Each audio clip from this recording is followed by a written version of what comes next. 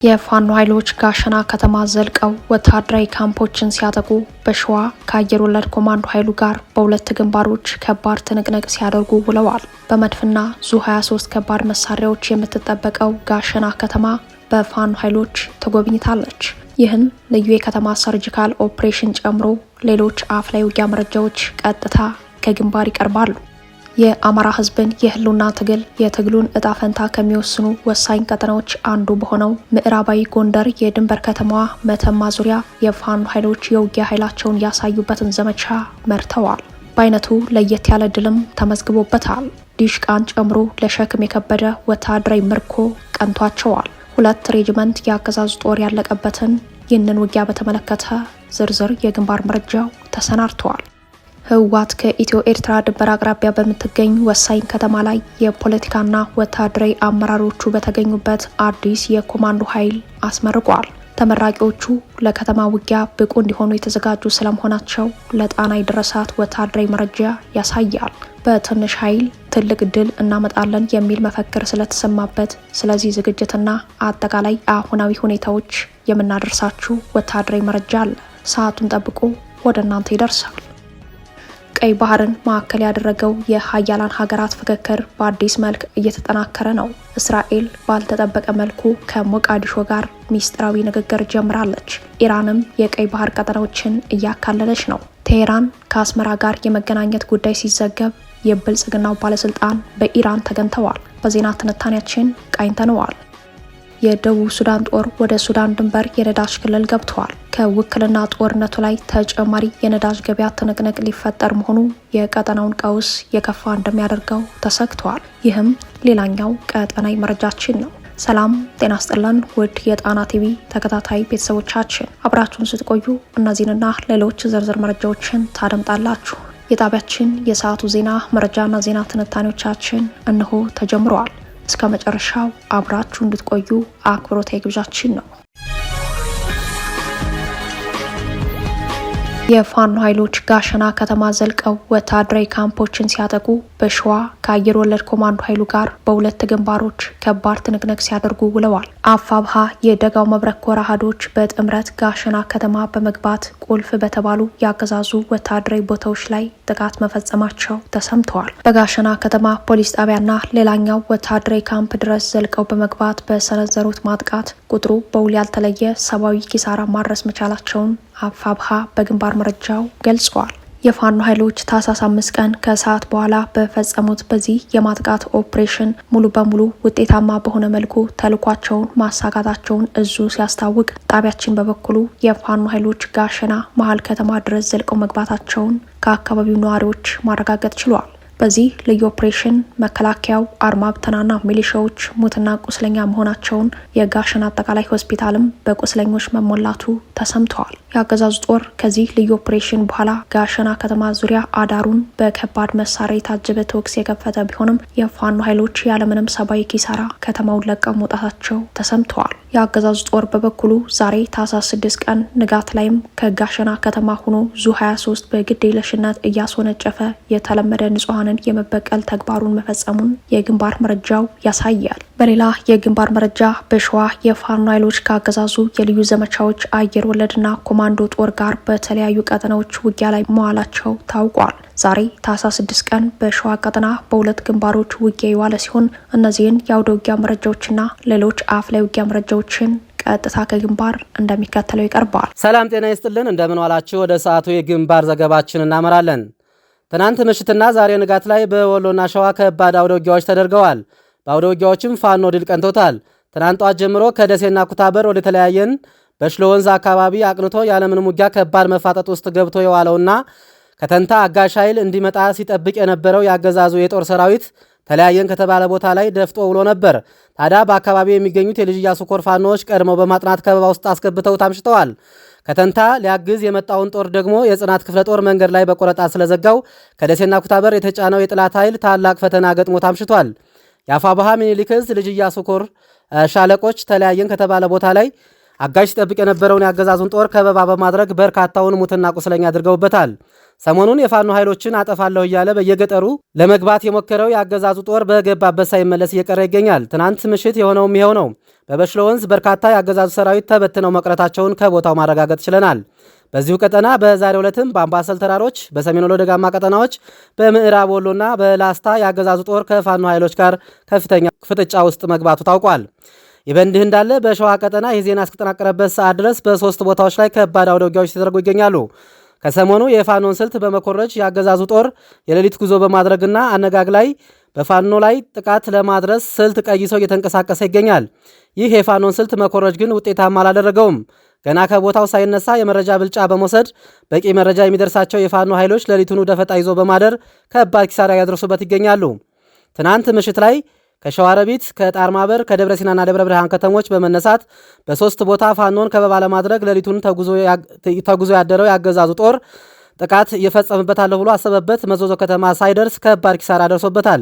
የአፋር ሸዋ ጠቅላይ ግዛት እዝ አጼ አምደ ጽዮን ኮር አካል የሆነችው ራምቦ ክፍለ ጦር ነበልባል ሻለቃ በልበላ ገብርኤል ከተባለ ቦታ ላይ ደፈጣ በመጣል የ104ኛ የአየር ወለድ ክፍለ ጦር ቃኝ ሰራዊትን ሙሉ በሙሉ መደምሰሳቸውን ከቦታው ማረጋገጥ ችለናል። የአካባቢው የመዘዞ አባት አርበኞችን በዚህ ሰዓት ተጨማሪ የገባውን አገዛዙ ሰራዊት ጋር ከባድ ውጊያ እያደረጉ መሆኑን የአጼ አምደ ጽዮን ኮር የህዝብ ግንኙነት መምሪያ መረጃውን አጋርቶናል። የአገዛዙ ጦር በሌላኛው ግንባር ደግሞ ከደብረ ብርሃንና ደብረ ሲና ከተሞች ተጨማሪ ኃይል በማስገባት ከሞላሌ ከተማ ኃይል በማንቀሳቀስ ወደ መለያና ባሻ ከተማ ሲንቀሳቀስ የራምቦ ክፍለ ጦር ማንበንገር ሻለቃና በቀጠናው የሚገኙት የአባት አርበኞች ከባድ ምት እያስተናገደ መሆኑም ታውቋል። በዚሁ ቀጠና ያለው አውደ ውጊያ አሁንም የቀጠለ ሲሆን የአገዛዙ ከፍተኛ ቁጥር ያለው ሙትና ቁስለኛውን ይዞ ወደ ሞላሌ ከተማ በመመለስም ላይ መሆኑ ታውቋል። በዚሁ በሸዋ ቀጠና ከሬማ ወደ ደገር ለማቅናት እንቅስቃሴ ላይ የነበረ የአገዛዙ ጦር በአጼ ዳዊት ክፍለ ጦር ምት ደርሶበት ጧቱኑ ወደ ከተማ ጉሬው ተመልሷል። ለጥንቅሩ ተስፋዬ ልሳኑ ነኝ ከትግሉ ሜዳ።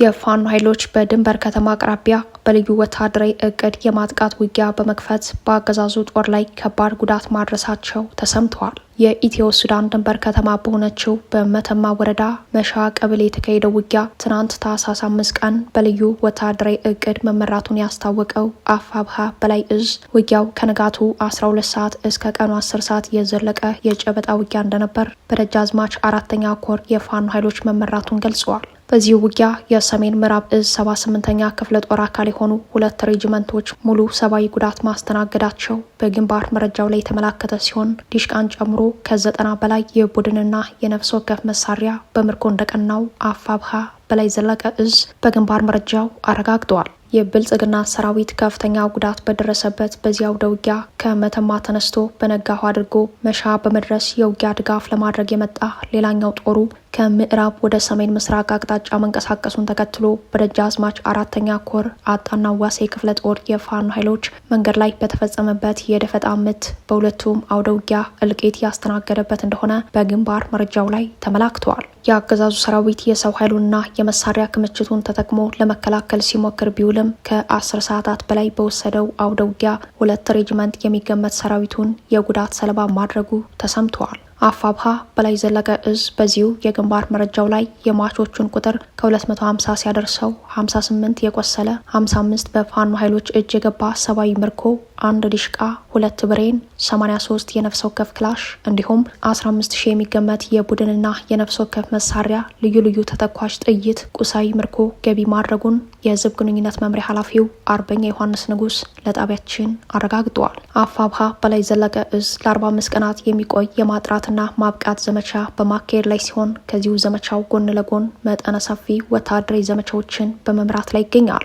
የብልጽግና ሰራዊት እልቂት ባስተናገደበት በዚህ አውደ ውጊያ ዙሪያ የአገዛዙ መከላከያ ኃይል በይፋ ገጾች በጉዳዩ ላይ ያለው ነገር ባይኖርም በፋኖ ኃይሎች ክፉኛ የተመታችው የሰሜን ምዕራብ እዝ 78ኛ ክፍለ ጦር 2 ሬጅመንቷ ማለቁን ተከትሎ ክፍለ ጦሯ መበተኗ ተሰምተዋል። ዳግም መልሶ ለማደራጀትም ሰፊ የሰው ኃይል እንደሚጠይቅ ነው ከግንባር የተገኘው ወታደራዊ መረጃ የሚያሳየው። ከመተማው ጎን ለጎን በኢትዮ ሱዳን ድንበር ከመተማ ቋራ በሚገኙ 11 የመውጫ በሮችን ለመዝጋት ከፍተኛ ጥረት ያደረገው የአገዛዙ ጦር በመጨረሻም በፋኖ ኃይሎች ተመቶ እስከ ዛሬው አውደ ውጊያዎች በከፋ መልኩ ከፍተኛ ወታደራዊ ኪሳራ ማስተናገዱ ታውቋል። በሌላ በኩል የፋኖ ኃይሎች ዓለም አቀፍ የጦር ወንጀል ሕጎችን በማክበር ለቀይ መስቀል ድጋሚ የምርኮኛ ርክክብ ጥሪ ማቅረባቸው ተሰምተዋል። ባለፈው መስከረም ወር በዘመቻ አደማሊ በነበረው ውጊያ በምርኮ የተያዙና እጅ የሰጡ የአገዛዙ ወታደሮችን ቀይ መስቀል እንዲረከብ የፋኖ ኃይሎች ዳግም ጠይቀዋል። ባለፈው ጥቅምት ወር በአንደኛ ዙር ለቀይ መስቀል ምርኮኛ ወታደሮችን ያስረከበው ፋኖ በሁለተኛ ዙር በእጁ የሚገኙ የአገዛዙ ምርኮኛ ወታደሮችን ቀይ መስቀል እንዲረከበው ጥሪ ያቀረበው አፋብሃ ምርኮኞቹን ለመቀለብም ሆነ ሕክምናን ጨምሮ ሌሎች ሰብአዊ እርዳታዎችን ለማድረግ የሚያስችል አቅም እንደሌለው ማስታወቁን ከድርጅቱ የተገኘው መረጃ ያሳያል። የብልጽግናው አገዛዝ የቀደሙ የእርሱ ወታደር የነበሩና በፋኖ ኃይሎች እጅ የሚገኙ ምርኮኞችን በድሮን በማጥቃት የጦር ወንጀል መፈጸሙ ይታወሳል።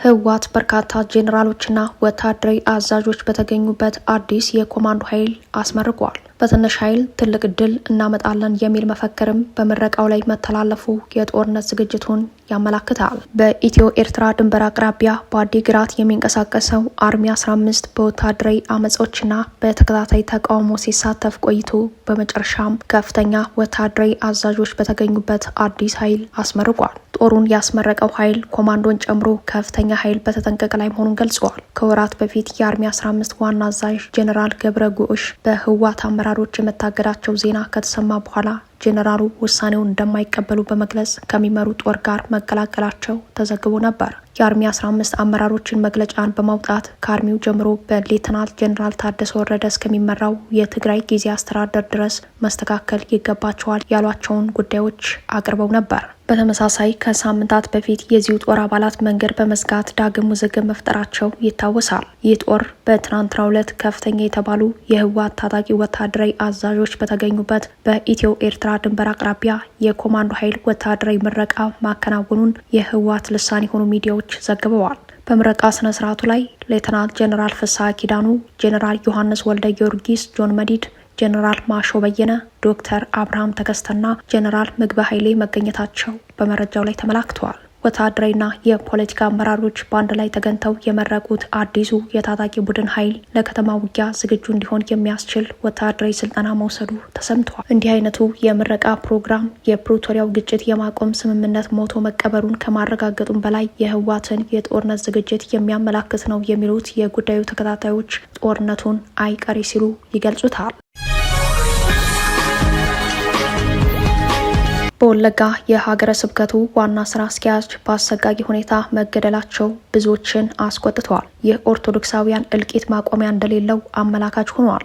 የሆሮ ጉዱሩ ወለጋ ሀገረ ስብከት ዋና ስራ አስኪያጅ መላከ ኤዶም ቀሲስ ዱግማ ኡፋና ቀሲስ ደሳለኝ ነሞምሳ በአሰቃቂ ሁኔታ መገደላቸው ብዙዎችን አስቆጥተዋል። ሁለቱም የሃይማኖት አባቶች ግድያው የተፈጸመባቸው ከታገቱ በኋላ መሆኑ ደግሞ ወንጀሉን የከፋ አድርጎታል። ካህናቱ ከፍተኛ የቤተ ክርስቲያኑ ኃላፊ መሆናቸውም ታውቋል። በጉዳዩ ላይ የኢትዮጵያ ኦርቶዶክስ ተዋሕዶ ቤተ ክርስቲያን በሰጠችው ማረጋገጫ ከታገቱት 5 አገልጋዮች ውስጥ 2 በአሰቃቂ ሁኔታ በታጣቂዎች ተገድለዋል። ከሰሞኑ የህዳር ጽዮን በዓል አክብረው ሲመለሱ የነበሩ የሀገረ ስብከቱ ስራ አስኪያጅና አገልጋይ እንዲሁም ሌሎችም አብረዋቸው ወደ አረቶ ማርያም የሄዱ በርካታ ወጣቶች የጥቃቱ ሰለባ መሆናቸው በመረጃው ላይ ተመላክተዋል። ከአረቶ ማርያም ሲመለሱ ሻምቦ አካባቢ ለመድረስ ጥቂት ሲቀራቸው በታጣቂዎች ታግተው ከብዙ ጥረት በኋላ ሌሎችን ሲለቋቸው 2 ግን በአሰቃቂ ሁኔታ መገደላቸውን የቤተ ክርስቲያኗ መረጃ ያሳያል። በኦህዴድ ብልጽግና ዘመን በአካባቢው የክርስቲያኖች መገደልና ሞት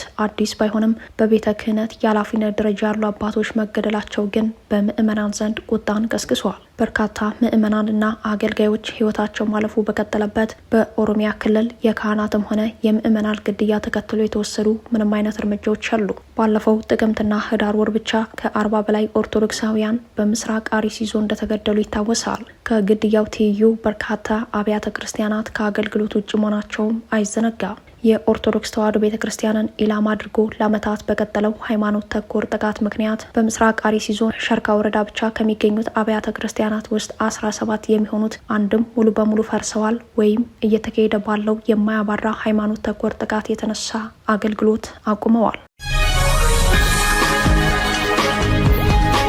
ቀይ ባህርን ማዕከል ያደረገው የሀያላን ሀገራት ፍክክር በአዲስ መልክ እየተጠናከረ ነው። እስራኤል ባልተጠበቀ መልኩ ከሞቃዲሾ ጋር ሚስጥራዊ ንግግር ጀምራለች። ኢራንም የቀይ ባህር ቀጠናዎችን እያካለለች ነው። ቴሄራን ከአስመራ ጋር የመገናኘት ጉዳይ ሲዘገብ የብልጽግናው ባለስልጣን በኢራን ተገኝተዋል። የመካከለኛው ምስራቅ ተፋላሚ ሀገራት ወደ ምስራቅ አፍሪካ ፊታቸውን አዙረዋል። ባለፈው ከባድ ጦርነት ያካሄዱት እስራኤልና ኢራን በተመሳሳይ አቅም ወደ አፍሪካ ቀንድ ሀገራት በመምጣት ላይ ናቸው። እስራኤል ወደ አፍሪካ ቀንድ ዲፕሎማሲ በይፋ መግባትን የሚጠቁም መረጃ በመውጣት ላይ ነው። እስራኤል ሶማሊያን ጨምሮ በቀንዱ ስማቸው ካልተገለጹ ሀገራት ጋር በሚስጥር እየተደራደረች ነው። በቀዳሚነት ከሶማሊያ መንግስት ጋር በሚስጥር እየተነጋገረች መሆኗ ታውቋል። እስራኤል በቀይ ባህር እንደ ሀውቲ ያሉ ቡድኖችን ተጽዕኖ ለመከላከል ቀይ ባህርን ተሻግረው ካሉ ሀገራት ጋር ግንኙነት ጀምራለች። እስራኤልና ሶማሊያን ያስተሳሰረ ዲፕሎማሲ ታሪክ ከዚህ ቀደም የለም። በባብል ኤል ማንዴብ ሰር ቀጥተኛ ተጽዕኖ ካላት ሶማሊያ ጋር ንግግር ለማድረግ የተገደደችውም በዋናነት ሶማሊያ ያለችበት ጂኦሎጂካል ስፍራ ቀይ ባህርና ዓለም አቀፍ ደህንነት ከማስጠበቅ አንጻር ቁልፍ በመሆኗ ነው። ሀውቲን በተመለከተ ሞቃዲሾ ካለባት ስጋት አንጻር ግንኙነቱና ጥያቄው በቅድሚያ የመነጨው ከሶማሊያ መሆኑን የእስራኤል ባለስልጣናት ተናግረዋል። ብዙዎች ባልገመቱትና ባልጠበቁት መልኩ ሶማሊያና እስራኤል ሚስጥራዊ ንግግር ስለመጀመራቸው የተመድ አንድ ሰነድ ከሰሞኑ ይፋ አድርገዋል። ከወደ እስራኤል በኩል እንዲህ ባል እንጂ ሞቃዲሾ ከእስራኤል ጋር ያገናኘን ምንም ነገር የለም ስትል እያስተባበለች ነው። እስራኤል ለቀይ ባህር ደህንነት ለጸረ ሀውቲ ስትራቴጂዋ በቅድሚያ ሞቃዲሾን አጋር ለማድረግ አቅዳ ስትንቀሳቀስ፣ ሞቃዲሾ ግን ከእስራኤል የተሰማው መረጃ ውሸት ነው ብላለች።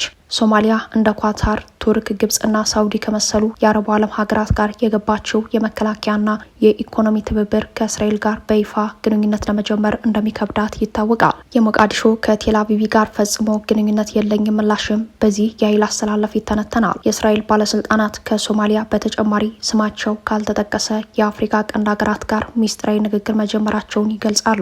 እስራኤል በአፍሪካ ቀንድና በቀይ ባህር ክልል ያላትን የዲፕሎማሲ ጫና ለማስፋትና የደህንነት አጋሮችን ለማግኘት ስትራቴጂክ ፖሊሲ ቀርጻ ተንቀሳቅሳለች። ሀውቲ ባለፉት 2 ዓመታት ለፍልስጤም ህዝብ ያለውን ድጋፍ ለማሳየት በቀይ ባህርና በባብል ኤል ማንዴብ ሰርጥ ከእስራኤል ጋር ግንኙነት ያላቸውን መርከቦች ኢላማ ሲያደርግ መቆየቱ አይዘነጋም። አሜሪካ ያደራደረችው የጋዛ የተኩስ አቁም ስምምነት ከተፈረመ ወዲህ ቡድኑ ጥቃቱን ለጊዜው መግታቱ ይታወሳል። እስራኤል በኢራን እስላሚክ አብዮታዊ ጦር ይደገፋል የምትለውን ሀውቲንና አቅሙን ለማዳከም በጦርነቱ በተደጋጋሚ ጊዜያት የቡድኑ ይዞታዎች ላይ ድብደባ ፈጽማለች። አሜሪካ የዘመቻው አካል ነበረች። ከተኩስ አቁም ስምምነት መልስ ቴል አቪቭ እንደ ሀውቲ ያሉ ቡድኖችን በተናጠል በጅምላ ደግሞ ኢራንንና የቀይ ባህር ስጋትን ለመቀነስ ከቀንዱ ሀገራት ጋር የመተባበር አዲስ ስትራቴጂክ ፖሊሲ ቀርጻለች። በተመሳሳይ ኢራን ወደ አፍሪካ ተስባለች። በቀዳሚነት ከኤርትራ ጋር በተያያዘ የኢራን ስም በስፋት እየተነሳ ባለበት በዚሁ ጊዜ የኦህዴድ ብልጽግና ከፍተኛ ባለስልጣናት ልዑካን ቡድን በመምራት ኢራን መግባታቸው ታውቋል። ልዑኩን እየመሩ ኢራን የገቡት የህዝብ ተወካዮች ምክር ቤት አፈ ጉባኤ ታገሰ ጫፉ ናቸው። የብልጽግና ገዢዎች የኢራን ጉዞ ዓላማ ለጊዜው ባይታወቅም ከኢራን መከላከያ ኤህዝቢሽን ጋር መያያዙን የኢራን ሚዲያዎች እየዘገቡ ነው። ከፖለቲካዊ ጉብኝቱ ጋር ተያይዞ ኢራን እጅግ የዘመኑ ጦር መሳሪያዎችን ለይታ አቅርባለች። ድሮኖች፣ ሚሳይሎች፣ የተለያዩ የጂፒኤስ ጃም ማድረጊያ ቴክኖሎጂዎችና ሌሎችም አዳዲስ ስሪቶች ለይታ የቀረቡ መሆኑን ከጉዳዩ ጋር ተያይዘው የወጡ መረጃዎች ያመላክታሉ። ከጉብኝቱ ጎን ለጎን በአፈ ጉባኤ ታገሰ ጫፉ የተመራው ልዑካን ቡድን ከኢራን ፕሬዚዳንት ማሱድ ፔዚሽኪያን የተገናኘ መሆኑንም ዘገባዎች ይጠቁማሉ። ኢራን ከአሜሪካና ምዕራብ ዓለም እንዲሁም እስራኤል ጋር ባላንጣ ከመሆኗ ጋር ተያይዞ ከሀገራት ጋር ያላት ግንኙነት ውስን ቢሆንም ወደ አፍሪካ ዙራለች። ይህ በእንዲህ እንዳለም እስራኤል፣ አሜሪካ፣ ፈረንሳይና ቻይና በአፍሪካ ቀንድ ያልተቋረጠ የስለላ ዘመቻ ከፍተዋል። ሁሉም ሳተላይቶች ወደ አፍሪካ ቀንድ አንድ ስፍራ ላይ አተኩረዋል። አሜሪካ፣ ቻይና፣ ፈረንሳይ የወታደራዊ ሳተላይቶች የአፍሪካ ቀንድን እየዞሩ ስለመሆኑ ቀጠናዊ መረጃዎች ያመላክታሉ። የሀያላኑ የስለላ ምልከታ ሶማሊያ ውስጥ ባለ አንድ ስፍራን ኢላማ ያደረገ ሲሆን ቱርክ በቅርቡ ግንባታውን ባስጀመረችው የሚሳኤል ማስወንጨፊያና የስፔስ ፖርት ግንባታ የተመለከተ ነው። ፕሮጀክቱ የሀያላኑን ትኩረት የሳበና ንቁ የሆነ የስለላ ክትትል ያስከተለ ስለመሆኑ አንድ ዘገባ አመላክቷል። የስፔስ የጠፈር ወደቡ 30 በ30 ኪሎ ሜትሮች ስፋት ያለው ነው። በሶማሊያ የህንድ ውቅያኖስ የባህር ጠረፍ አቅራቢያ እየተገነባ ነው ያለው። የድሮን አምራቹ የቱርክ ድርጅት ባይራክታርን ጨምሮ የቱርክ የመከላከያ ኢንዱስትሪዎች በላቀ ቅንጅት እየተሳተፉበት ያለ ፕሮጀክት ሲሆን ፕሮጀክቱ የሀያላኑን አይን ስቧል። ፕሮጀክቱ ለጠፈር ጉዞዎችና ለሳተላይት ምጥቀት በእጅጉ ጥቅም ሲኖረው ቱርክ በህንድ ውቅያኖስ ብቻ ሳይሆን በቀይ ባህር ተጽዕኖ የቀረበና የበረታም ያደርገዋል እየተባለ ይገኛል። የደቡብ ሱዳን ጦር ወደ ሱዳን ድንበር የነዳጅ ክልል ገብቷል። ከውክልና ጦርነቱ ላይ ተጨማሪ የነዳጅ ገበያ ትንቅንቅ ሊፈጠር መሆኑ የቀጠናውን ቀውስ የከፋ እንደሚያደርገው ተሰግቷል። የውክልና ጦርነት ሜዳ በሆነችው ሱዳን ሌላ የሶስተኛ ሀገር ጦር ገብቷል። ዋናዋ ሱዳን በተገንጣዩዋ ደቡብ ሱዳን ጦር ተወጥራለች። የደቡብ ሱዳን ጦር የገባው በሱዳን ጦር ፍቃድ ማለትም በፕሬዝዳንት ሳልቫኪርና የሱዳን ጦር አዛዥ በሆኑት ጄኔራል አብዱልፈታህ አልቡርሃን ባደረጉት ልዩ ስምምነት ነው ተብሏል። ጉዳዩን አነጋጋሪ ያደረገው ከሰሞኑ በነዳጅ ወደ ከበረው ግዛት መግባቱን የገለጸው የሱዳን ፈጥኖ ደራሽ ኃይል ስፍራውን በፍጥነት መልቀቁ ነው። የደቡብ ሱዳን ጦር አዛዥ በስምምነቱ የፈጥኖ ደራሽ ኃይሎች አዛዥ ሐምዳን ዳጋሎ እንዳሉበት ፍንጭ ቢሰጡም እስካሁን ድረስ በአወዛጋቢነት እየተዘገበ ነው። ሁለቱ ኃይሎች ከነዳጅ ክልሉ በመውጣት ስፍራውን በገለልተኝነት የደቡብ ሱዳን ጦር እንዲያስተዳድረው መፍቀዳቸውን ቢነገርም በመካከላቸው አለመተማመን ሳይፈጠር አይቀርም። እንደ ጦሩ አለቃ ናጋ መግለጫ የጁባ ጦር በጦርነቱ የማንንም ዓላማ እንደማይደግፍ ጦሩ በሱዳን ግዛት ውስጥ ያለው ዘመቻም የተመጠነና የነዳጅ ማውጫና ማስተላለፊያ መሰረተ ልማቶችን መጠበቅ ብቻ ይመለከታል። ሄግሌግ የሚሰኘው የነዳጅ ማውጫ ከካርቱም ይልቅ የእንጀራ ገመድነቷ ለጁባ መቅረቡን የሚናገሩ ተንታኞች ግን የደቡብ ሱዳን ጦር ለሁለቱ ኃይሎች ጥያቄ አቅርቦ ስምምነት ስላገኘ ነው የገባው ይላሉ።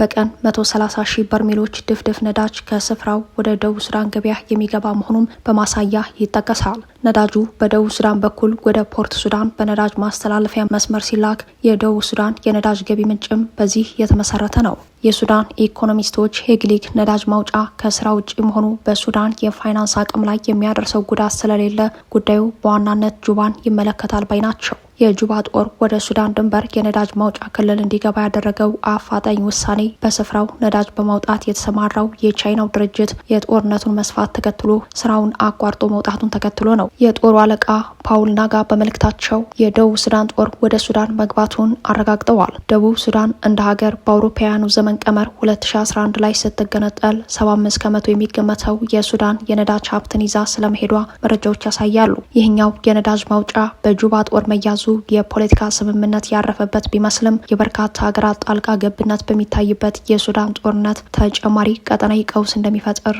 ተገማች ሆነዋል። ክቡራትና ክቡራን ቤተሰቦቻችን ለሰዓቱ የተሰናዱት መረጃዎቻችን የተከታተሏችኋቸውን ይመስሉ ነበር። አብራችሁን ስለቆያችሁ ልባዊ ምስጋናችን ይድረሳችሁ እያለን የጣና ቲቪ ወቅታዊ ዜናዎች፣ ትንታኔዎችና ልዩ ልዩ ፕሮግራሞች እንዲደርሷችሁ ቻናላችን ሰብስክራይብ በማድረግ ቤተሰብ ይሁኑ። በተሳትፎ የትግል ሚዲያው እንዲያጠናክሩ ጥሪያችንን አቅርባለን። ጣና ቲቪ ከሀቅ ጋር